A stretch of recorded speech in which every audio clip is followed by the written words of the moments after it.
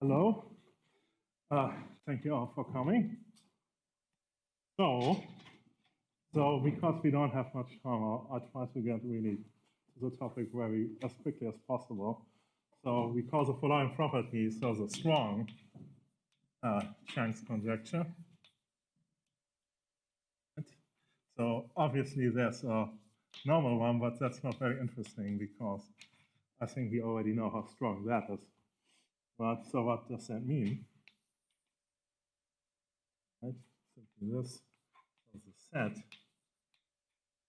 of A subsets of Aleph 2. Oh no, this is the normal one. Yeah, because that's my note. So these should be subsets of Aleph 3. With the property that the size of the subset is actually Aleph 2. So far nothing special, but it has the property that if we intersect the subset with Aleph 2, then actually this size is merely Aleph 1. Okay, certainly such subsets exist. Wouldn't be too hard to find them, but the point is that there's in fact a stationary collection of such subsets. It's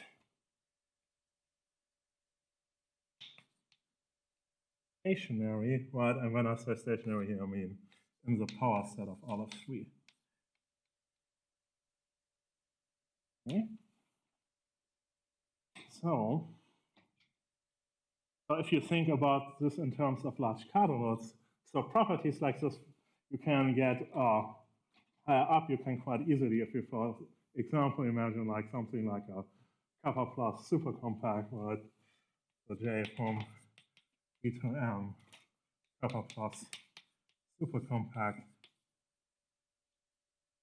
And essentially, you can look at the pointwise image of the kappa plus, well, which is a subset of J of kappa plus. And this exactly has the property. It obviously has size kappa plus in total, but below kappa, it only has size kappa. Right? So it has this step down kind of property. And so I think it's fair to say that in generally, it's believed that this property is very strong, kind of about that level, at least, of forms of supercompactness. But if we actually try to do things with it in terms of intermodal theory, we very quickly run into trouble. So let me try to explain why that is. Okay. So then the first thing, of course, we assume this to be true. So what's the next step after we do that? So what we have to consider here is, of course, the so-called core model, right, which was introduced in Ralph's talk. And you can think of the core model kind of as the mouse that is the thickest it can possibly be, because if you imagine, even if you have a very large mouse, and it has this property we call universal, right, which means that in the order of coordination, it's like at the very top.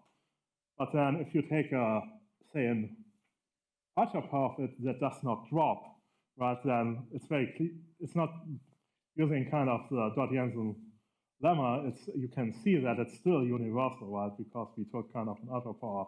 But by taking the ultra power, I kind of squeezed the mouse, so it's not as thick as it used to be. So the core model kind of works that it kind of avoids it where we never, it's the model where we never iterated anything away, right? Okay, so once I have this one, so what I do, well, you know, I have this property that I have a stationary set.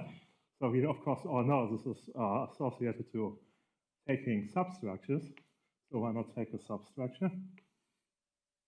I'd say something. So now, at this point, of course, I define it as a subset of Aleph 3, but if you're in the know, you of course know I can easily think of taking subsets of larger sets, in fact, not even necessarily sets of ordinals.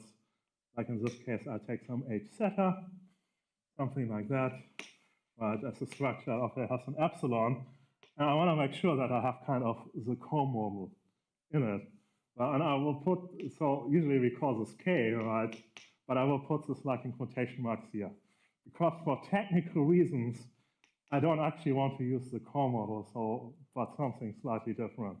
But I will ignore such detail here. Okay, so this one is of course not supposed to be anyhow. It's supposed to witness this property I have, right? Incidentally, when I write this, that's just a shorthand for the strong Chang's conjecture, right? Something like this. Okay, what does this mean in the context? Because this is not a subset. Well, you just look at the intersection, right? So, i.e., here, intersection of the set X with Aleph 3 does have size Aleph 2, right? But then if I intersect this with merely Aleph 2,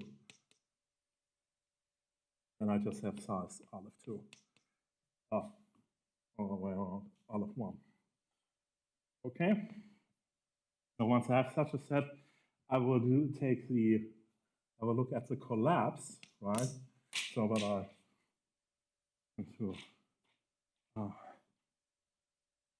here. I still have about that. I usually define it the other way around. So we have this hx, which is transitive, and this is supposed to be isomorphic to my set x.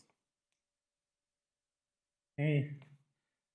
Then when I do that, well, I have kind of a pullback of my core model, right? Okay, so now I have k and I have this k sub x. Well, I have two mice. So if you, of course, listen to John's talk, you should know what we must do, right? We must coiterate these two things. Yeah, kind of, really. We'll see more of that. 8k and a kx. So to this, I will try to give you a picture.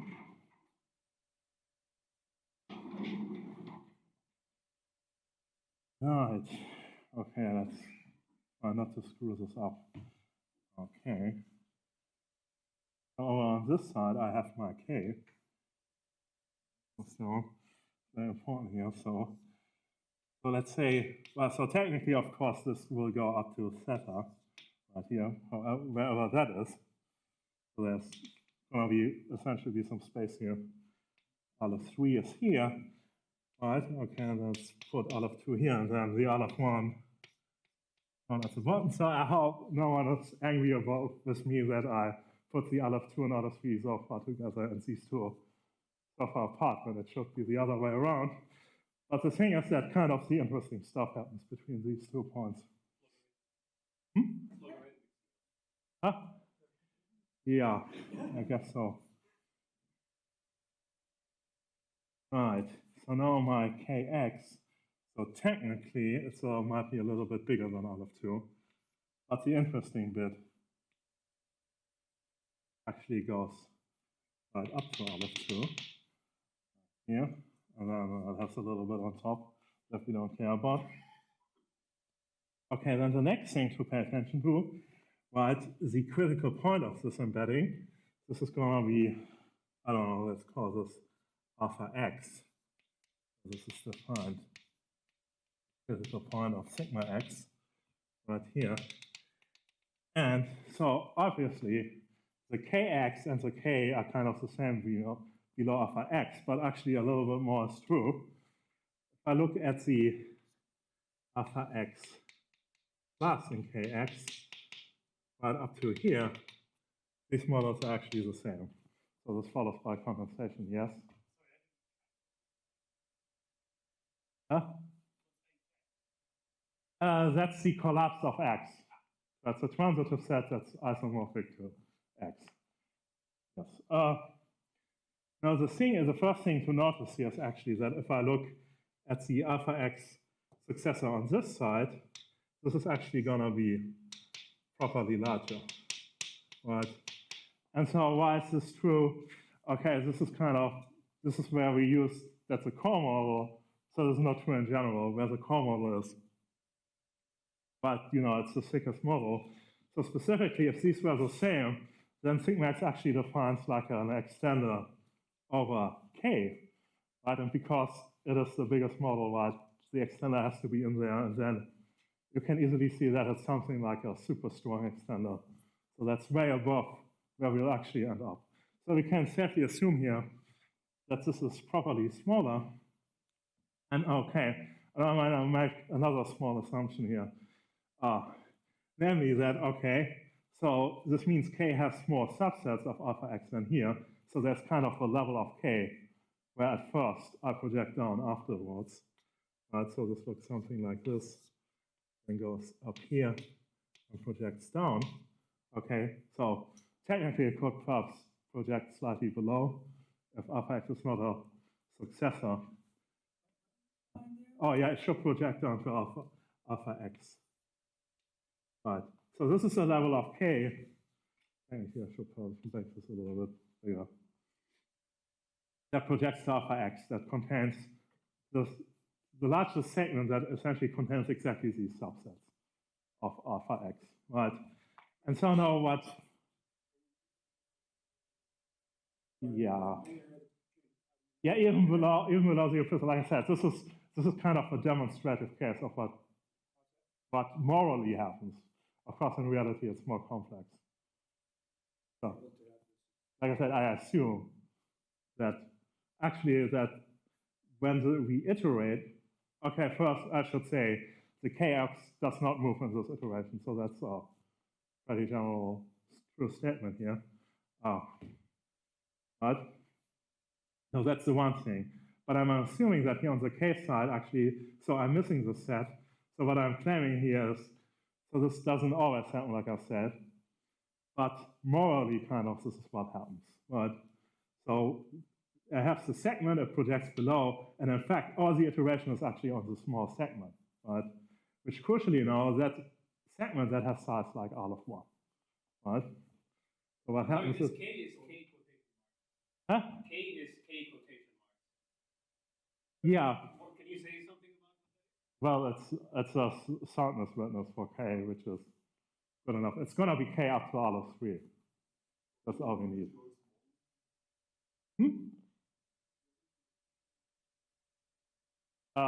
I'm kind of a bit vague, but at this point we are essentially in not all pistol.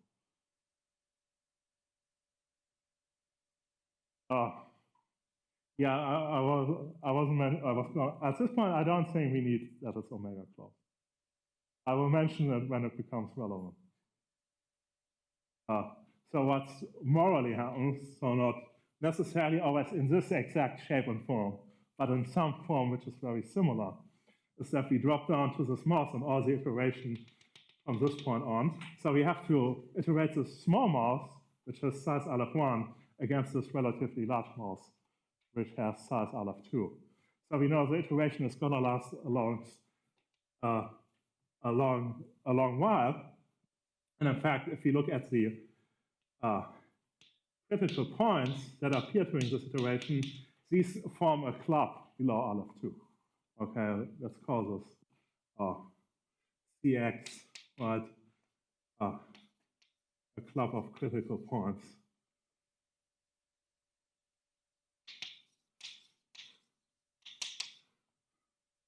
Right?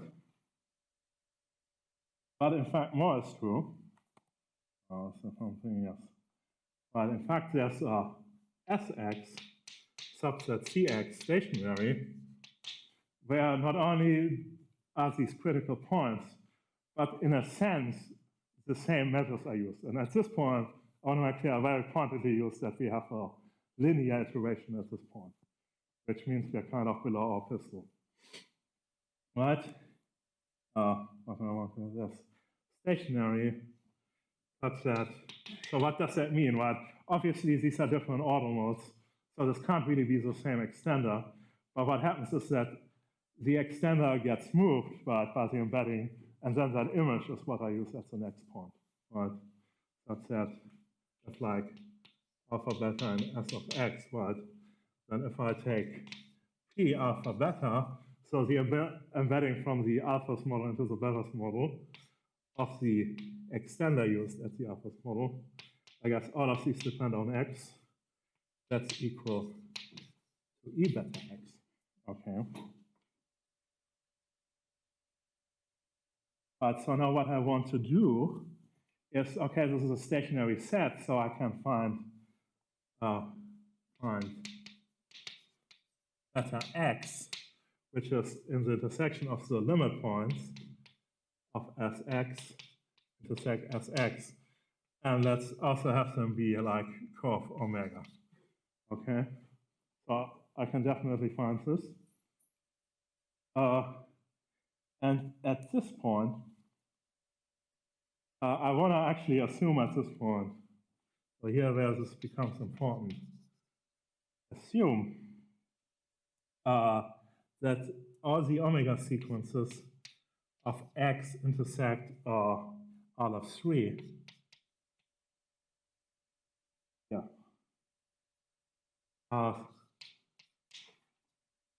Subsets of x, a subset of x.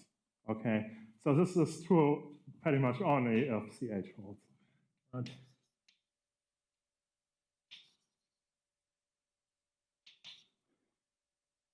So let's have this as a little extra assumption for this point. Okay. So once I have the sequence, and this is curve omega, I will add, not only the curve omega, it's curve omega in the limit points of S, because I'm going to pick now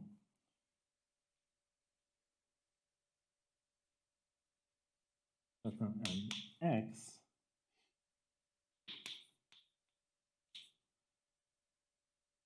So this is cofinal in beta x, and the sequence itself is supposed to be in hx, right?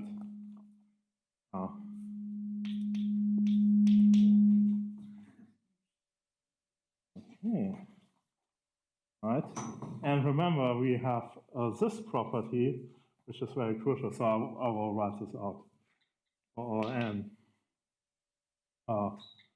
Yes. Phi of beta n x into beta x of E beta n x is equal to E beta x of x. Okay. And now this is an interesting scenario. And the question we have at this point, and incidentally, this kind of question was also crucial, was kind of what Graph was trying to do at the end. Well, so there's another connection. Right. So the question here is E beta x, oh yeah, now I want it, an element of h of x. Okay, this is not completely unthinkable. For example, of course, as an extender, it is a sequence of measures. And in fact, every measure that is in this extender is an element of h of x. Because of this, taking these critical points, kind of similar to a prickly sequence, if you look at the sequences of kind of pre-images of some alpha, where we have like E alpha, that sequence completely defines the measure because you just say, well, either a set is in the measure if and only if it contains the tail of the sequence. Right? So this is true for all measures.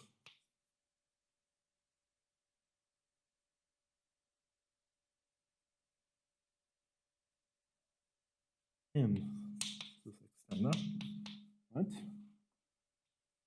Well, and so by an argument of Gitting and Mitchell,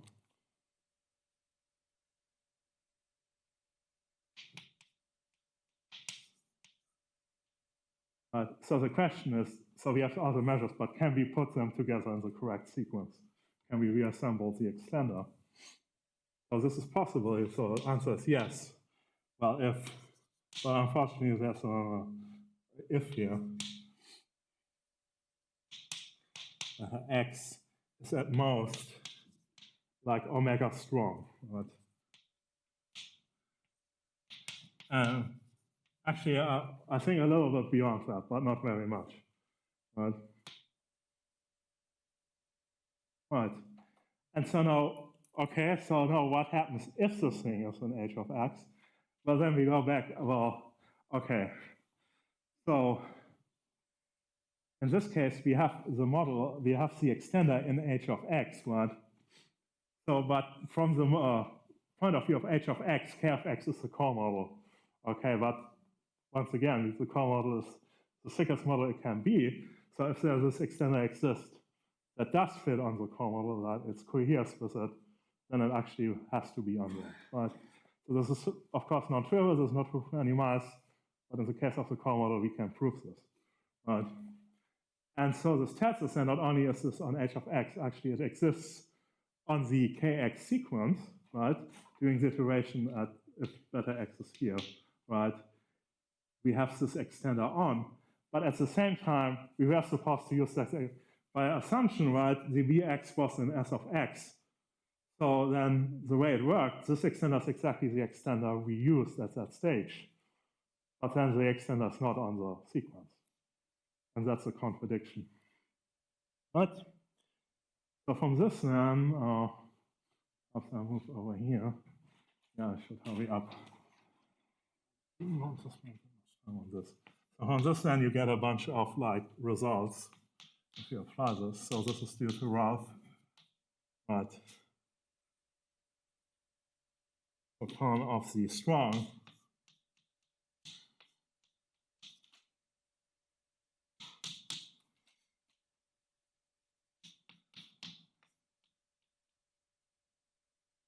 And of course, we did use CH doing this, so this is important.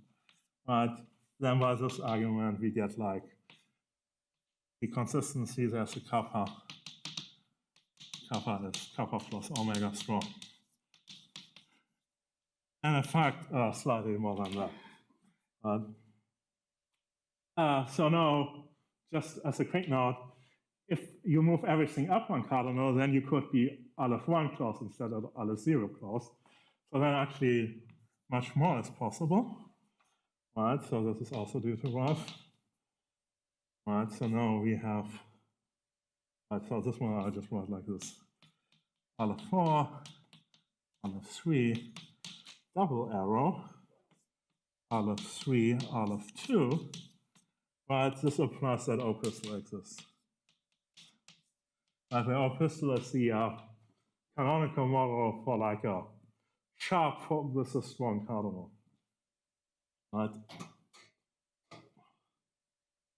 Right. Yeah, and by the way, this is built on a trick of Mitchell to play like a game to uniquely define these indiscernible sequences, but we won't go into this.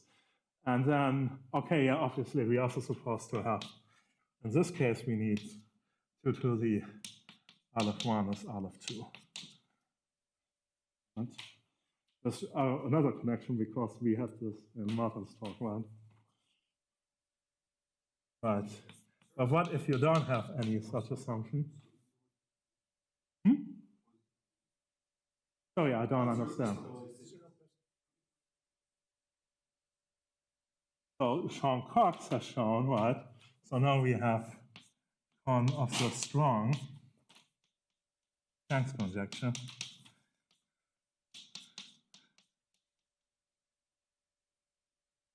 Right. But now we don't have any kind of cardinality assumption. So there's still a lot that's possible here.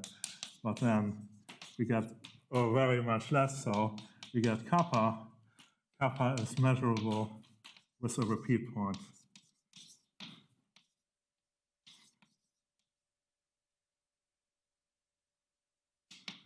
Okay. So that's pretty much what we have.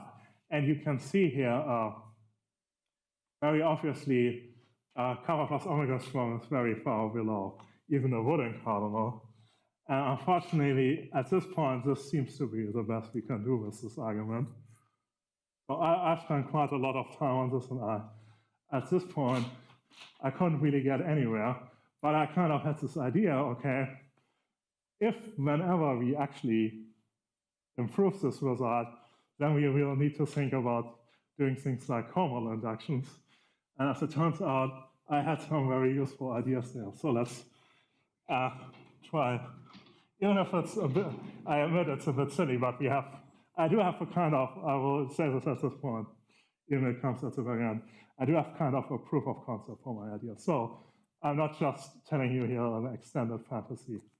So I want to be clear about this one. Right. So for example, what would be like the next bigger step after one model with a Wooden kernel? That would be projective determinacy. Okay, perhaps no, if you're not in the know, then you might ask, how are these two things related? Well, as it turns out, if for all x in the reals, for all n, a certain mouse exists because it's mn sharp of x. Okay, so what is this? So this is a mouse, so it contains the real x. So it's not a mouse in the strict sense, it's kind of a relativized mouse.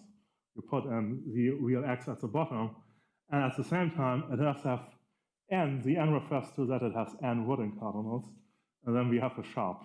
Well, so it has an extender, so it looks like this.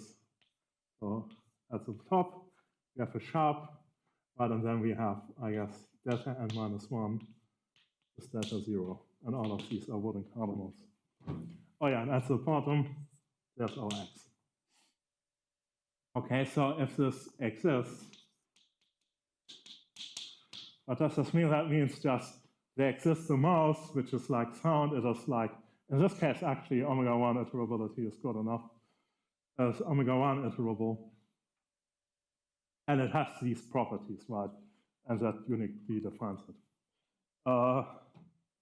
Yeah, so if this is true, well, then PD holds. Right? So this is what we're now kind of trying to think about. Okay, so note, n can be 0, of course, and then it's a model, the least model that has 0 Wooden cardinals and a sharp, so it's just a sharp. So let's perhaps think about that for a second. And incidentally, very soon we will introduce what mouse reflection is, because there were questions about this apparently. So assume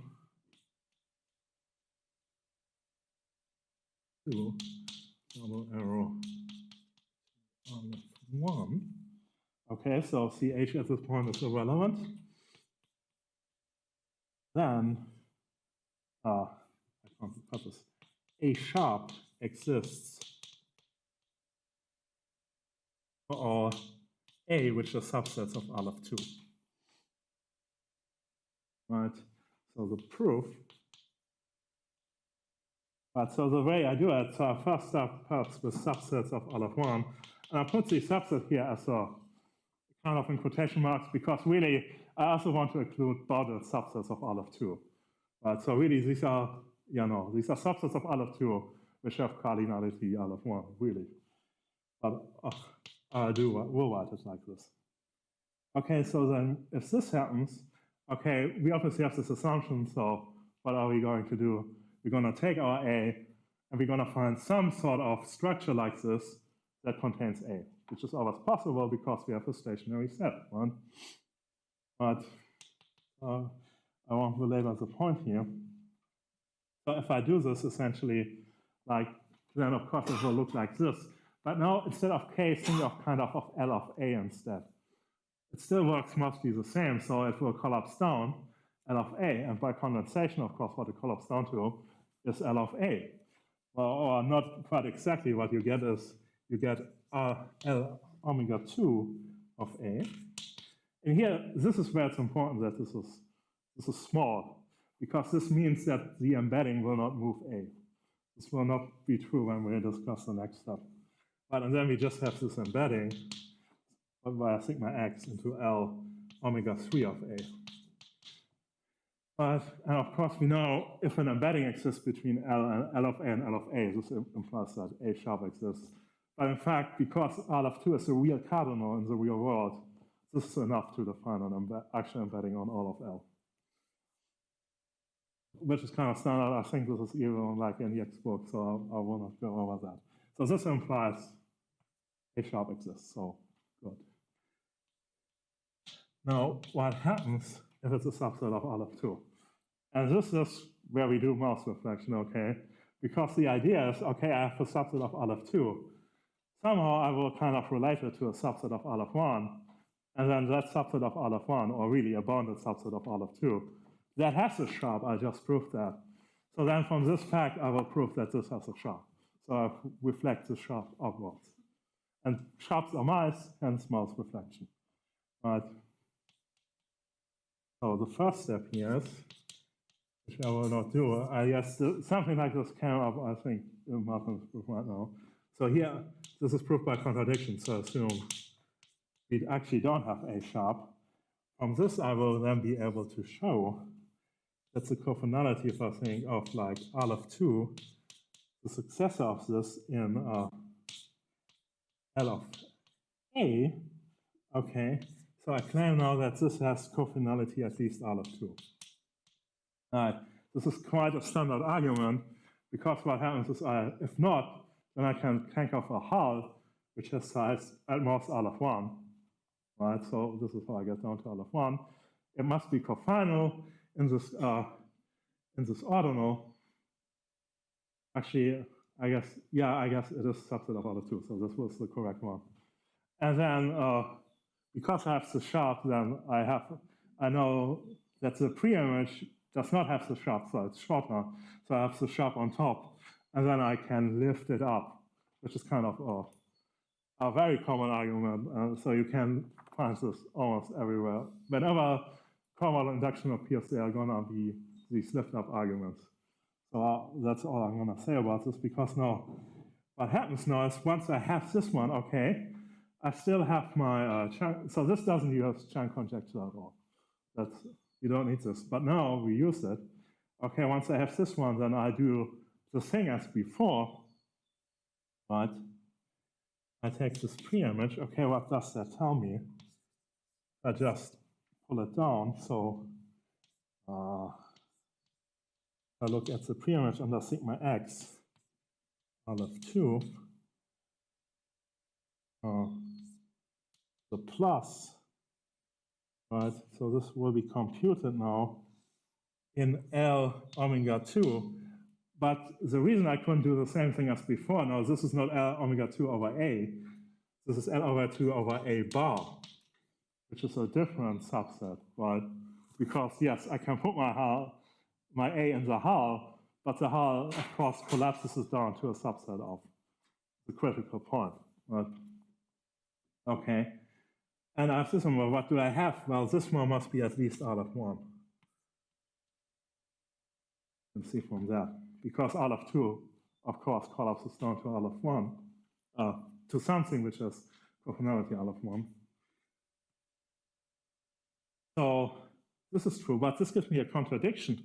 Because this A bar, this was a bounded subset, right? So I already know the sharp exists. And if for some A you have A sharp, then all the successors in L of A have countable cofinality. Right? So this contradicts what A sharp exists, or A bar sharp exists. So this is a contradiction. Right. So this is our first instance of mouse reflection using Chang's conjecture. About 10 minutes.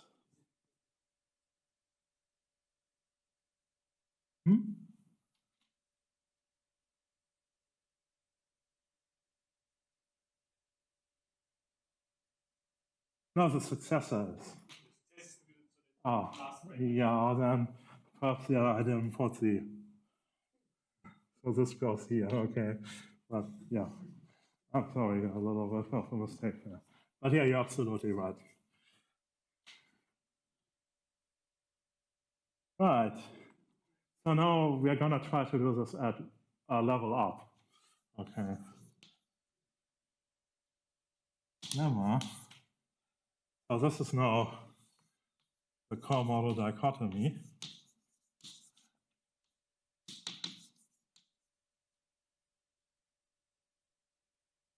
Okay. So let us assume H out of 3 be closed. And so, okay, closed under sharps is not quite enough. So I need what we would call sharp sharps. But so sharp sharps look just like they do have a sharp right on top, but then there are unboundedly many sharps below. And I think so you can show that these exist using essentially the same argument. But for technical reasons, we have to do it here. What? Well, it has sharps on it. It has a lot of sharps on it. It is the closest active model that is closed under sharps.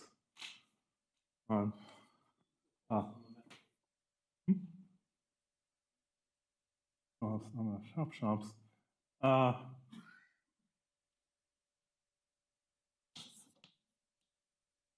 So at this point, we are getting in something which we call the core model induction.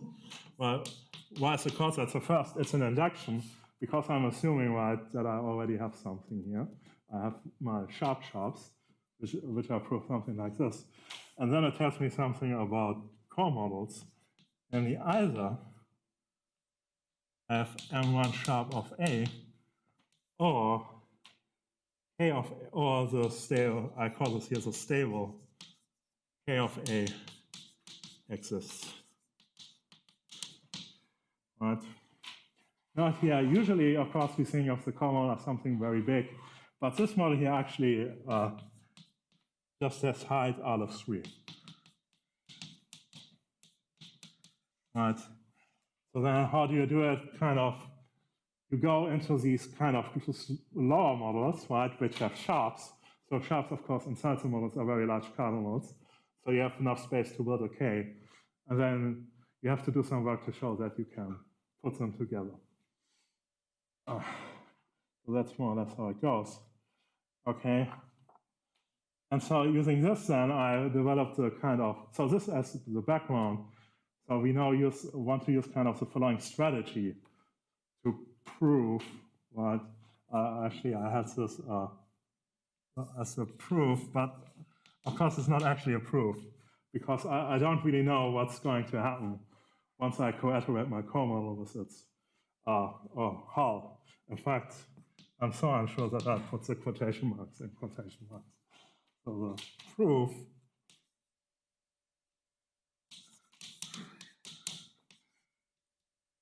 of the existence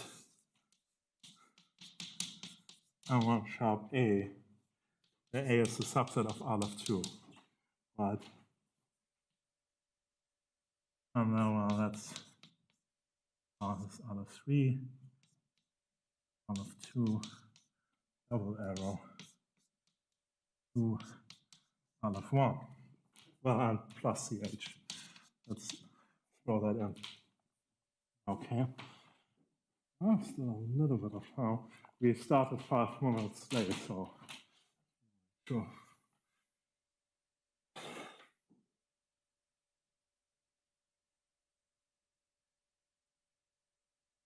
Right. So what do we do if we have a? So it works very similar. So we first start with kind of smaller sets. The point, of course, being that when we have the smaller set, when we put them in our hull, they will stay the same, right? Right. So we have sigma x. Now we have this k bar of A into K of A.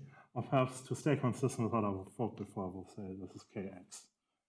A, but the situation is kind of the same. It's the same as above here, right? Here above, right? And the idea is that even though now the K is just after all of 3, that's all we ever used in the first place. And it still has the same property. So where it exists, it is the thickest it can be. So this works, right? Of course, in this case, we didn't know. So that's the thing where this is not actually a proof because I don't know. So somehow a miracle happens.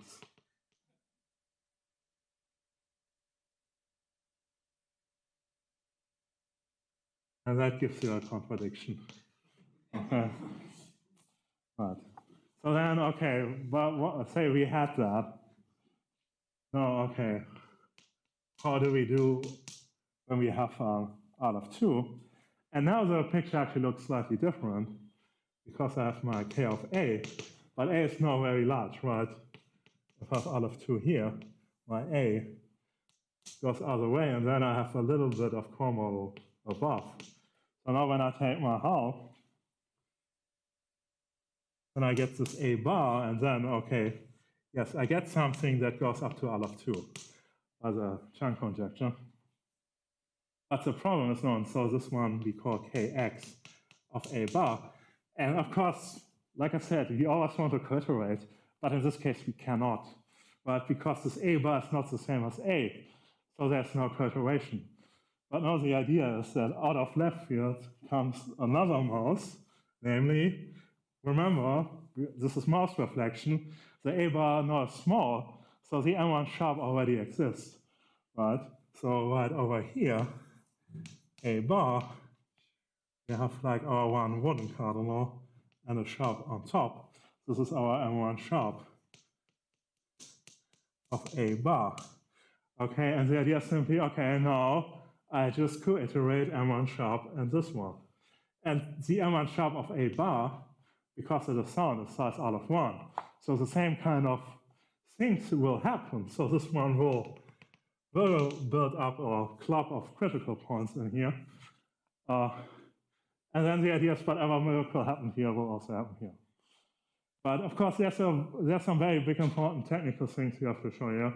Because remember, there were certain things I justified by the fact that I have the core model and it's the thickest it is. So you have to check that everything actually works if I use the M1 sharp instead.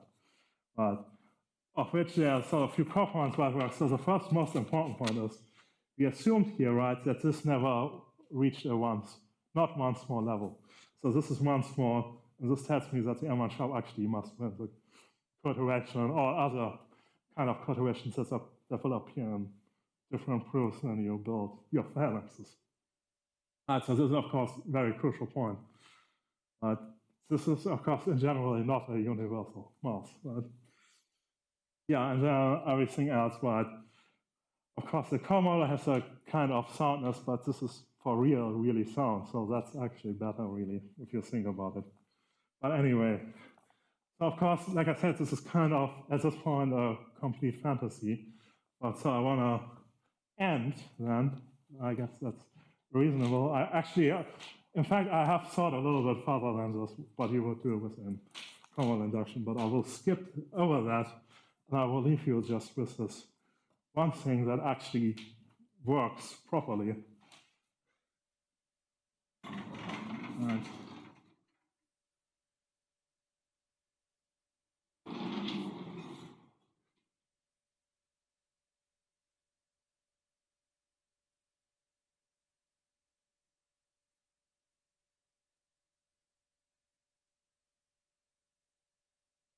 Right, so this is the theorem. And so this is mine. So now I assume, obviously I have to change my assumptions. So what I'm gonna assume is this one here. All of omega plus 2, all of omega plus 1. So this goes double arrow.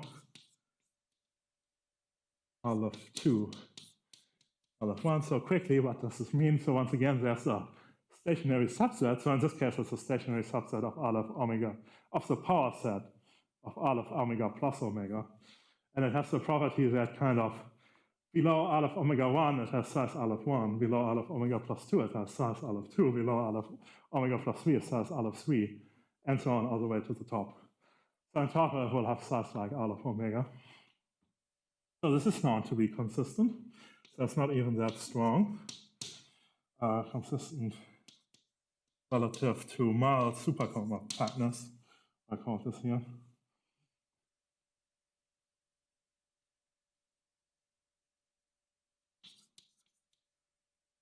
So this is due to SQ and Hayut. All right. So this is not a fantasy, right? ECH is also what I think. Well, and thus then PD holds. And the proof is kind of like holds, yes. So the proof of mass reflection is kind of what I presented. Obviously, to actually get a wooden cardinal, you have to do something else more. I really don't have time to explain this. So instead, the very last thing I do is, well, I think this kind of open questions, which I feel like we are, I think, in a good position to make at least some progress on. Right?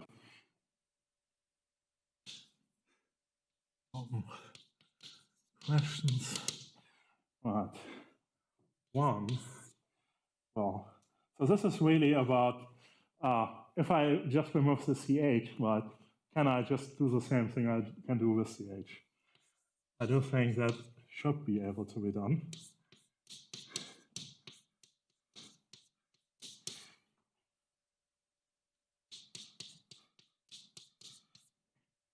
Does this imply that there's an inner model with a plus omega strong? Right. And the next thing is the whole thing where we move everything up 1 point. Right. Remember, then we actually got like 0 pistol, but there are aspects which seemingly depend on having like linear iterations. Thus, now we have 4 out of 3 double arrow out of 3 out of 2, right? Imply. So if you can get a wooden color from what I just taught you, it should be easy to get PD, right? So that's kind of the goal.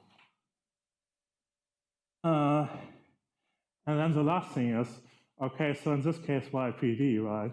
I mentioned I thought further, but the problem is in this case, to do this, I gave up something important, namely kind of my core model induction now happens at a singular cardinal elements out of omega plus omega. And because in core model induction, I always have to bring down, I talk about, we must be talking about reals, right? Because the games on the reals are determined. Everything always has, you have to kind of bring the kind of critical cardinals down to Aleph 1. And in this case, it seems our critical cardinal is Aleph omega plus omega. Okay, fine, I take like a symmetric extension. But the problem is, and this actually links up with what Bartosz talked about, right? I don't have DC in this model. And it turns out, like I said, DC kind of implies follows from AD, but we also need DC to get AD. And because we don't have it, we don't really know how to do core model induction. So this is why, this is, I think, a very interesting question. Namely, if you have this one here, I don't think I'm going over too much, right?